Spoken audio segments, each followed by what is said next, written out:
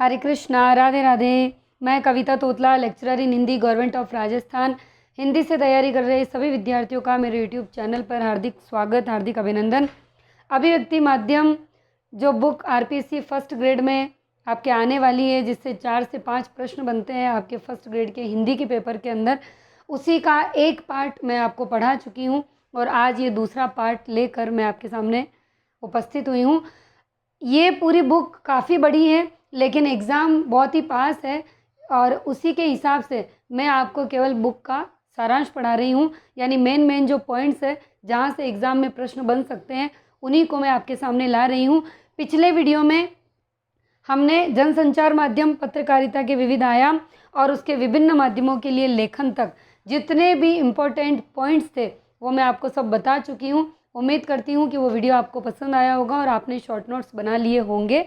अब आगे जो जनसंचार माध्यम और लेखन है, उसके 2 टॉपिक यानी कि 2 पार्ट और है इसमें, जिसके नाम है मैं आपको मुंह से बता देती हूँ बोल के। पत्रकारीय लेखन के विभिन्न रूप और उसकी प्रक्रिया और विशेष लेखन स्वरूप और अंतर, यानी कि जनसंचार माध्यम और लेखन। इसमें टोटल 5 चैप्टर है, उसमें से 3 चैप्टर के इम्पोर्टेंट जो भी पॉइंट्स थे वो मैं आपको पिछले वीडियो में करवा चुकी हूँ। आगे के 2 चैप्टर और है वो यहाँ होंगे। इसके बाद आपका सृजनात्मक लेखन जो है, उससे रिलेटेड जो भी इम्पोर्टेंट फैक्ट है वो मैं आपको बताऊंगी। तो वीडियो शुरू करते हैं। वीडियो को शुरू करने से पहले अगर आपको पिछला वीडियो अच्छा लगा हो और इस चैनल पर अगर आपको बहुत ही हेल्पफुल मैटर मिल रहा है तो वीडियो को लाइक कर दीजिए और लास्ट तक वीडियो में आप बने रहिए, क्योंकि मैं आपको एग्ज़ाम में किस तरीके के प्रश्न आते हैं वो भी यहाँ पर बताती हूँ और दूसरी चीज़ें कैसे प्रश्न पूछा जाता है, क्या प्रकृति रहती है, इन सब पर डिस्कस हमेशा करती हूँ। तो चलिए अब हम वीडियो को शुरू करते हैं। ये मैंने पेज लिया है अभिव्यक्ति और माध्यम, और ये माध्यमिक शिक्षा बोर्ड राजस्थान अजमेर जो कि हमारे अभी विद्यालय में चल रही है।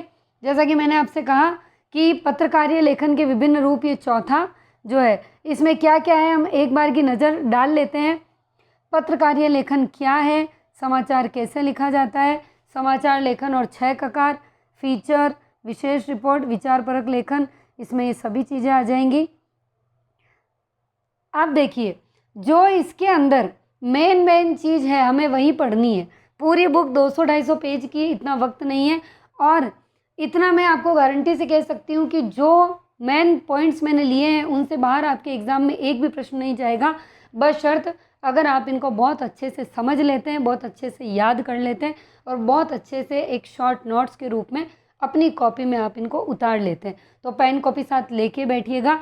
इससे पहले अगर आपने पिछला वीडियो नहीं देखा है तो पहले आपको ये नहीं बनाना है, पिछला वीडियो आपको जाके देखना ही होगा और मैंने बहुत ही छोटा बनाया है ताकि आपका टाइम ख़राब ना हो। पहले पिछले वाले वीडियो को उतारिएगा, उसके बाद आप इस वीडियो को फिर उतारिएगा। अब हम यहाँ देखते हैं अच्छे लेखन के लिए ध्यान रखने योग्य बातें कौन कौन सी है। तो पहला पॉइंट है, छोटे वाक्य लिखें, जटिल वाक्य की तुलना में सरल वाक्य संरचना को वरीयता दें। दूसरा है, आम बोलचाल की भाषा और शब्दों का इस्तेमाल करें, गैर ज़रूरी शब्दों के इस्तेमाल से बचें, शब्दों को उनके वास्तविक अर्थ समझकर ही प्रयोग करें। तीसरा बिंदु, अच्छा लिखने के लिए अच्छा पढ़ना भी बहुत ज़रूरी है, जाने माने लेखकों की रचनाएं ध्यान से पढ़िए। चौथा बिंदु, लेखन में विविधता लाने के लिए छोटे वाक्यों के साथ साथ कुछ मध्यम आकार के, कुछ बड़े वाक्यों का प्रयोग कर सकते हैं। इसके साथ साथ मुहावरों और लोकोक्तियों के प्रयोग से लेखन में रंग भरने की कोशिश करें। नेक्स्ट पॉइंट है, अपने लिखे को दोबारा ज़रूर पढ़िए और अशुद्धियों के साथ साथ गैर ज़रूरी चीज़ों को हटाने में संकोच मत कीजिए। लेखन में कसावट बहुत ज़रूरी है। लिखते हुए ये ध्यान रखिए कि आपका उद्देश्य अपनी भावनाओं, विचारों और तथ्यों को व्यक्त करना है, ना कि दूसरे को प्रभावित करना। अगला पॉइंट, एक अच्छे लेखक को पूरी दुनिया से लेकर अपने आसपास घटने वाली घटनाओं, समाज और पर्यावरण पर गहरी निगाह रखनी चाहिए। उन्हें इस तरीके से देखना चाहिए कि वे अपने लेखन के लिए उससे विचार बिंदु निकाल सकें। अगला पॉइंट है, एक अच्छे लेखक में तथ्यों को जुटाने और किसी विषय पर बारीकी से विचार करने का धैर्य होना चाहिए। यानी एक अच्छे लेखन में क्या क्या बात होनी चाहिए, क्या क्या उसकी विशेषताएं हैं, ये सारे पॉइंट इम्पोर्टेंट हैं, आपको ये सभी पता होना चाहिए। परीक्षा में प्रश्न कैसे पूछा जाएगा, एक अच्छे लेखन की कौन कौन सी विशेषताएं हैं, अ ब स और लास्ट में द में आएगा उपयुक्त सभी। अगर आपको याद होगा तो तीनों पॉइंट अगर सही लगे तो आप लगाएंगे डी। दूसरी तरीके से ऐसे पूछा जाएगा, एक अच्छे लेखन की ध्यान रखने योग्य बातों में से कौन सी नहीं है ना। तो जो नहीं है, तो यदि आपको ये सारे पॉइंट याद है तो 3 आपको पता है और जो चौथा नहीं है उसे आप बाहर निकाल के रख देंगे। तो एग्ज़ाम में प्रश्न ऐसे ही पूछे जाते हैं। अब आगे देखिए, ये मैंने लिया है समाचार लेखन, जो हम समाचार पढ़ते हैं। देखिए ये शॉर्ट टर्म है। अगर आपने जनसंचार की जो मैंने आपको पीडीएफ भेजी है मेरे टेलीग्राम चैनल पर, जो पूरे शॉर्ट नोट्स है, एक तरह का सीधा सा ये कह सकते हैं कि बहुत ही इम्पोर्टेंट है। अगर एक बार आप उनको पढ़ चुके होंगे तो आपको यहाँ समझ में आ जाएगा। और अगर वो शॉर्ट नोट्स नहीं पढ़े और अभिव्यक्ति माध्यम की बुक भी एक बार पढ़ी है तो ये समझ में आ जाएंगे। लेकिन यदि आपने जनसंचार से रिलेट कुछ भी नहीं पढ़ा और सीधा अगर आप मेरा ये वीडियो देख रहे हैं तो फिर मैं माफ़ी चाहूँगी, आपको यहाँ कुछ भी समझ में नहीं आएगा, क्योंकि ये सारांश उन विद्यार्थियों के लिए है जिन्होंने एक बार का कोर्स कर लिया है और अभी ये बिल्कुल शॉर्ट नोट्स है, यानी कि आप इसे 2 से 3 घंटे में रिवाइज कर सके, ये शॉर्ट नोट्स में लेके आई हूँ। इससे पहले जनसंचार की पूरी पीडीएफ मेरे टेलीग्राम चैनल पर पड़ी हुई है, जिसको मैंने इससे इससे पहले जो मैंने पढ़ाया वो भी उसी अभिव्यक्ति माध्यम के शॉर्ट नोट्स है। तो पहले आपको वो पढ़ना ही होगा, डायरेक्ट आप शॉर्ट टर्म नहीं अपना सकते, शॉर्ट कीज नहीं अपना सकते। अब ये जो आपको स्क्रीन पर दिख रहा है ये है इंट्रो या मुखड़ा, बॉडी, समापन। क्या है ये 3 भाग है समाचार में। सबसे पहले आता है इंट्रो, जिसे हम मुखड़ा भी कहते हैं, दूसरे नंबर पे होता है बॉडी, तीसरे पे होता है समापन। और ये जो चित्र आपको दिख रहा है इसे हम कहते हैं उल्टा पिरामिड शैली, जो कि समाचार लेखन की सबसे लोकप्रिय शैली है। परीक्षा में अक्सर पूछा जाता है कि समाचार लेखन की सबसे लोकप्रिय शैली कौन सी है, तो उल्टा पिरामिड। और ये देखिए ये उल्टा पिरामिड बन रहा है ना ये इस तरीके से। सबसे पहले इंट्रो आएगा, यानी एकदम ताज़ा ताज़ा खबर, एकदम हेडिंग, फिर उसके बाद उसकी बॉडी, हेडिंग के अंदर का क्या है, फिर उसके बाद उसका समापन। ये है एक समाचार के 3 हिस्से। ये देख लीजिए, ये उल्टा पिरामिड में समाचार का ढांचा, ये समाचार की एक लोकप्रिय शैली है। अगला देखिए, यहाँ पर मैंने लिखा है कि समाचार लेखन में कितने ककार होते हैं। तो यहाँ पर आपको याद रखना है समाचार लेखन के 6 ककार होते हैं। अगर आपने सब पढ़ा हुआ है तो एक तरह से आपका रिवीजन ही हो रहा है, यहीं पे आपको याद हो जाएगा। तो समाचार लेखन के 6 ककार होते हैं। कौन कौन से होते हैं ये देखिए,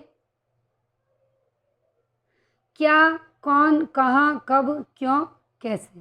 ठीक है, अब इनमें भी ये 4 अलग है और अंतिम 2 अलग है, यानी ये सूचनात्मक है और ये तथ्यात्मक है।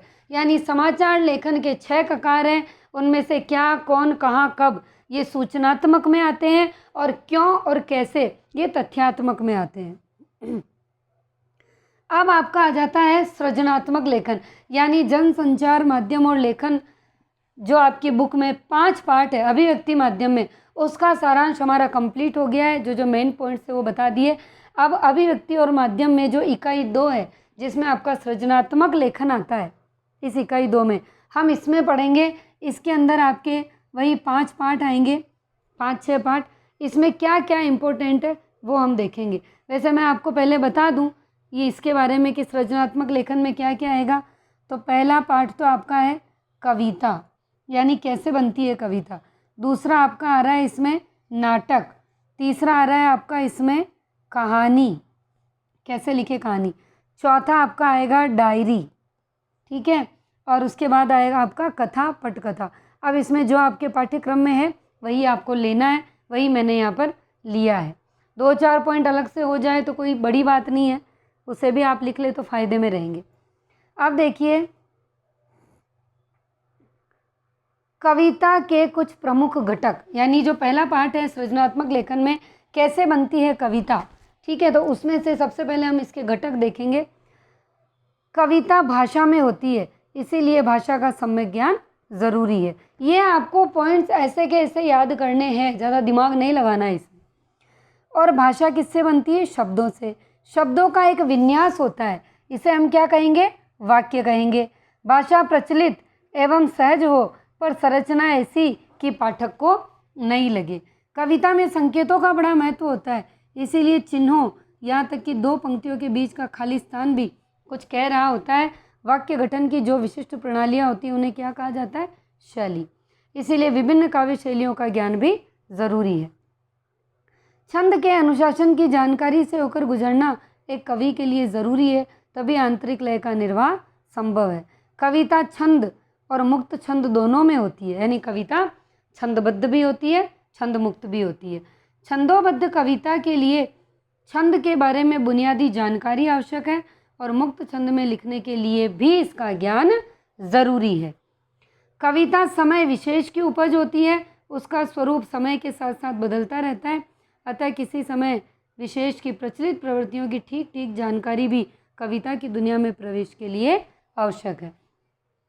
कम से कम शब्दों में अपनी बात कह देना, कभी कभी तो शब्दों या दो वाक्यों के बीच कुछ अनकही छोड़ देना कवि की क्या बन जाती है?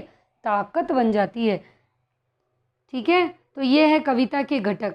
अब देखिए हम आ जाते हैं, दूसरा पार्ट है सृजनात्मक लेखन का नाटक।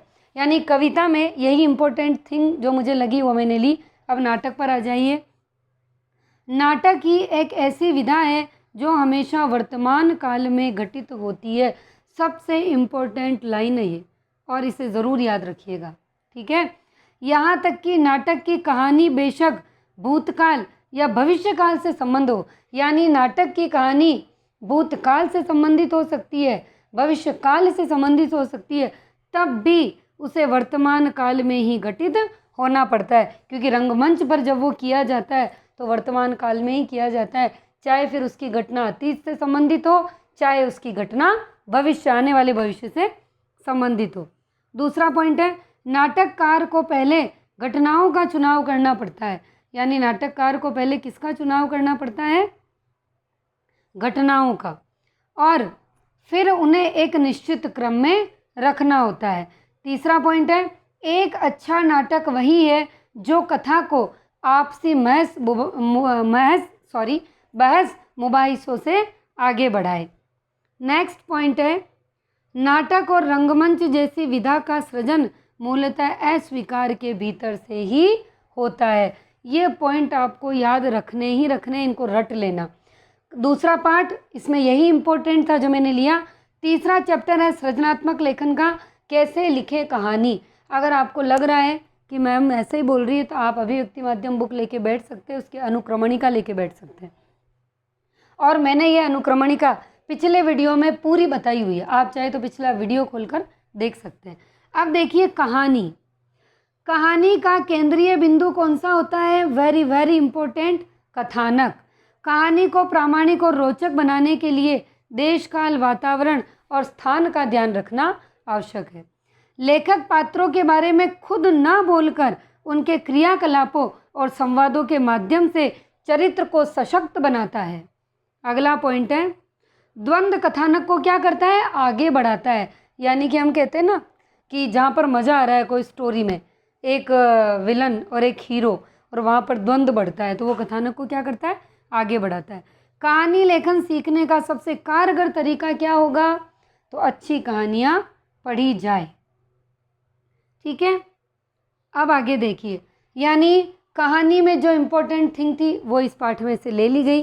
अब आगे आता है आपका चैप्टर डायरी लिखने की कला। अब देखिए इसमें क्या क्या है वो मैंने ले लिया। क्या है डायरी? इतिहास के आईने में डायरी, डायरी लेखन और हम, डायरी लेखन स्मृतियाँ, कुछ विचार बिंदु। ये आपकी अभिव्यक्ति माध्यम में पॉइंट्स है कुछ। अब आप देखिए, ये मैंने पूरा का पूरा लिया है क्योंकि कभी कभी ज़्यादा शॉर्ट टर्म भी हमें समझ नहीं आती। डायरी लिखना अपने साथ एक अच्छी दोस्ती कायम करने का एक बेहतरीन जरिया है। अगर आप भी खुद अपने साथ अच्छी दोस्ती गांठना चाहते हैं तो आपको इन बातों का ध्यान रखना होगा जो कि नीचे लिखी है। अब किन किन बातों का ध्यान रखना होगा वो देख लेते हैं हम। ठीक है, डायरी या तो किसी नोटबुक में या पुराने साल की डायरी में लिखी जानी चाहिए। ठीक है, सबसे पहला डायरी या तो किसी नोटबुक में या फिर किसी पुराने साल की डायरी में लिखी जानी चाहिए। पुराने साल की डायरी में पहले की पड़ी हुई तिथियों की जगह अपने हाथ से क्या करना है, नई डेट आपको डालनी है। यह सुझाव इसीलिए दिया जा रहा कि आप कहीं मौजूदा साल की डायरी में तिथियों के अनुसार बने हुए सीमित स्थान से अपने को बंधा हुआ ना महसूस करें। ऐसा भी हो सकता है कि हम किसी दिन 2-3 पंक्तियां ही लिखना चाहें और किसी दिन हमारी बात 5 पन्नों में पूरी हो। कहा भी गया है, सभी दिन एक समान नहीं होते हैं। ऐसे में डायरी का किसी निश्चित तिथि के साथ दिया गया सीमित स्थान हमारे लिए बंधन बन जाएगा। इसीलिए नोटबुक या पुराने साल की डायरी अधिक उपयोगी साबित हो सकती है। उसमें अपनी सुविधा के अनुसार तिथियां डाली जा सकती है, स्थान का उपयोग किया जा सकता है। सेकंड पॉइंट है, लेखन करते हुए आप स्वयं तय करें आप क्या सोचते हैं, खुद को क्या कहना चाहते हैं। यह तय करते हुए आपको यथासंभव सभी तरह के बाहरी दबाव से मुक्त होना चाहिए। अपनी दिन भर की घटनाओं, मुलाकातों, ख्यालातों इत्यादि में से कौन कौन सी आपको दर्ज करने लायक लगती है, किन्हें आप किन किन वजहों से भविष्य में भी याद करना चाहेंगे, यह विचार कर लेने के बाद ही उन्हें शब्दबद्ध करने की ओर बढ़ें। डायरी बिल्कुल निजी वस्तु है और यह मान कर ही उसे लिखा जाना चाहिए कि वह किसी और के द्वारा पढ़ी नहीं जाएगी। अगर आप किसी और को पढ़वाने की बात सोचकर डायरी लिखते हैं तो उसका आपकी लेखन शैली, विषय वस्तु के चयन और बातों के बेबाकपन पर पूरा असर पड़ेगा। इसीलिए यह मानते हुए डायरी लिखें कि उसका पाठक आपके अलावा और कोई नहीं है। तीसरा बिंदु है, यह कतई ज़रूरी नहीं कि डायरी परिष्कृत और मानक भाषा शैली में लिखी जाए, यानी शुद्ध भाषा में लिखी जाए। परिष्कार और मानवता का दबाव कथ्य के स्तर पर कई तरह के समझौतों के लिए आपको बाध्य कर सकता है। डायरी लेखन में इस समझौता परस्ती के लिए कोई जगह नहीं है। डायरी का डायरीपन इसी में है कि आप जो कुछ दर्ज करना चाहते हैं और जिस तरीके से दर्ज करना चाहते हैं करें। इस सिलसिले में भाषाई शुद्धता कितनी बरकरार रहती है और शैली सौंदर्य कितना सध पाता है, इसकी चिंता न करें। आपके अंदर के स्वाभाविक वेग से शैली जो रूप ग्रहण करती है वही डायरी की उचित शैली है।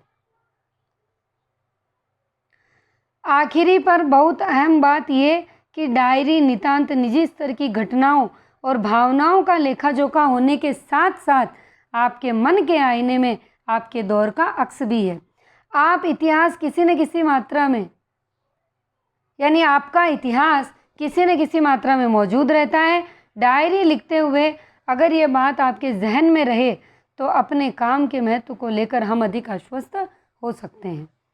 तो आइए इन बातों को मद्देनज़र रखते हुए हम अपने रोज़ के कामों के बीच थोड़ा सा समय डायरी लिखने के लिए, यानी खुद को अपना हालचाल बताने के लिए सुरक्षित करें। कौन कौन डायरी लिखता है कमेंट सेक्शन में ज़रूर बताइएगा। अगला चैप्टर आता है हमारा रेडियो नाटक, ठीक है, जिसमें ये चीज़ें आती है, परंपरा, रंगमंच, समानता, ध्वनि संकेतों की महत्ता, अवधि और पात्र। इसमें क्या इंपॉर्टेंट है वो देख लेते हैं। नाट्य आंदोलन के विकास में रेडियो नाटक की अहम भूमिका रही है। दूसरा पॉइंट है, सिनेमा और रंगमंच की तरह रेडियो एक दृश्य माध्यम नहीं, श्रव्य माध्यम है। ये सभी को पता है। रेडियो की प्रस्तुति जो है वो संवादों और ध्वनि प्रभावों के माध्यम से होती है। फिल्म की तरह रेडियो में एक्शन की गुंजाइश नहीं होती। चूँकि रेडियो नाटक की अवधि सीमित होती है इसीलिए पात्रों की संख्या भी सीमित होती है। यानी रेडियो नाटक की अवधि क्या होगी, सीमित, पात्रों की संख्या सीमित, और सिर्फ आवाज़ के सारे पात्रों को याद कर पाना मुश्किल होता है। अब देखिए, पात्रों की संख्या भी सीमित और अवधि भी सीमित, क्यों? क्योंकि हमें केवल इसकी आवाज़ के सारे पर ही हम पात्र को क्या करते हैं, याद रखते हैं, और अगर ज़्यादा होंगे तो याद नहीं रख पाएंगे। पात्र संबंधी विविध जानकारी संवाद और ध्वनि संकेतों से क्या होती है, उजागर होती है। अब देखिए यहाँ पर रेडियो नाटक में क्या है, कहानी सिर्फ घटना प्रधान न हो, अवधि ज़्यादा न हो, पात्रों की संख्या सीमित हो। यानी रेडियो नाटक की 3 खास बातें, कहानी सिर्फ घटना प्रधान न हो, अवधि ज़्यादा न हो, पात्रों की संख्या सीमित हो। नेक्स्ट, कुछ बहुत ही इम्पोर्टेंट चीज़ है। आमतौर पर रेडियो नाटक की अवधि 15 मिनट से 30 मिनट होती है। उसके 2 कारण हैं। कितने कारण हैं? 2 कारण। श्रव्य माध्यम में नाटक या वार्ता जैसे कार्यक्रमों के लिए मनुष्य की एकाग्रता की अवधि 15 से 30 मिनट ही होती है। यानी जहाँ पर हमारी सुनने की बारी है, जहाँ पर कोई चलचित्र नहीं है, फोटो नहीं है, वहाँ हम 15 से 30 मिनट सुन सकते हैं, ज़्यादा से ज़्यादा किसी चीज़ को, इससे ज़्यादा नहीं सुन सकते। दूसरा क्या होता है, सिनेमा और नाटक में दर्शक अपने घरों से बाहर निकलकर किसी अन्य सार्वजनिक स्थान पर एकत्रित होते हैं। इसका मतलब वो इन आयोजनों के लिए एक प्रयास करते हैं। यानी अभी मूवी देखने जाते हैं हम, तो वहाँ 2 से 3 घंटे आराम से बैठ सकते हैं, क्योंकि वहाँ सुनाई भी दे रहा है और दिखाई भी दे रहा है। लेकिन जहाँ केवल सुनने की बारी आएगी तो फिर वहाँ पर सीमित हो जाएगा समय थोड़ा, है ना। अनजाने लोगों के एक समूह का हिस्सा बनकर प्रेक्षागृह में बैठते हैं। अंग्रेजी में इन्हें कैप्टिव ऑडियंस कहते हैं, अर्थात एक स्थान पर कैद किए गए दर्शक। जबकि टीवी और रेडियो ऐसे माध्यम है आमतौर पर इंसान अपने घर में अपनी मर्जी से इन यंत्रों पर आ रहे कार्यक्रमों को देखता सुनता है। सिनेमाघर या नाट्यगृह में बैठा दर्शक थोड़ा बोर हो जाएगा, लेकिन आसानी से उठकर जाएगा नहीं। पूरे मनोयोग से जो कार्यक्रम देखने आया है वो देखेगा। पर घर पर बैठकर रेडियो सुनने वाला श्रोता जब मन उचट जाएगा तो किसी और स्टेशन के लिए क्या कर देगा, सुई घुमा देगा। उसका ध्यान कहीं और भी भटक सकता है। इसीलिए अमूमन रेडियो नाटक की अवधि छोटी होती है। अगर आपकी कहानी लंबी है तो फिर वह एक धारावाहिक के रूप में पेश की जा सकती है, जिसकी हर कड़ी 15 या 30 मिनट की होगी। यहाँ एक बात और समझने की ज़रूरत है कि रेडियो पर निश्चित समय पर निश्चित कार्यक्रम आते हैं, इसीलिए इसकी अवधि भी क्या होती है, निश्चित होती है। 15 मिनट, 30 मिनट, 45 मिनट, 60 मिनट, इस तरीके से टुकड़ों टुकड़ों में। ये आपका जो है एक तरीके से पूरा आप ये मान सकते हैं कि सृजनात्मक लेखन वाला जो हिस्सा है वो पूरा कंप्लीट हो चुका है ना। ये मैंने करा दिया है। यानी हमने जनसंचार माध्यम और लेखन ये पढ़ा है, ठीक है। और दूसरा हमने क्या पढ़ा, सृजनात्मक लेखन का पढ़ा है। और उसके बाद अब आपका एक व्यावहारिक लेखन का पार्ट और बचता है इसमें। यानी व्यावहारिक लेखन की हम बात करें तो वो पार्ट आपका और बचता है इसमें। बस वो ही एक अंतिम बाकी है जिसे मैं करवा दूंगी और 3 पार्ट में आपका ये सारांश हो जाएगा।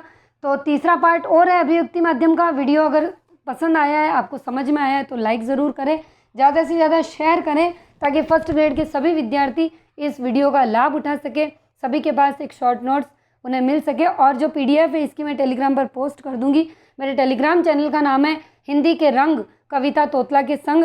हिंदी में ही आप टाइप करके वहाँ से जुड़ सकते हैं, नहीं तो मैं डिस्क्रिप्शन बॉक्स में इसका लिंक दे दूँगी, वहाँ से जाकर आप मेरे चैनल से जुड़ जाइए। वहाँ पर बहुत सारी PDF आपको मिलेगी जिनको पढ़ के मैंने व्याख्याता की एक सीट ली है और सारा का सारा मैटर जो जो मेरे पास था वो सारा मैंने इसी चैनल पे पढ़ाया है और पढ़ाने के बाद अपने टेलीग्राम चैनल पर उसे पोस्ट भी किया है। तो लास्ट तीसरा और अंतिम भाग अभिव्यक्ति माध्यम का जल्दी ही लेकर आऊँगी। हरे कृष्णा, राधे राधे।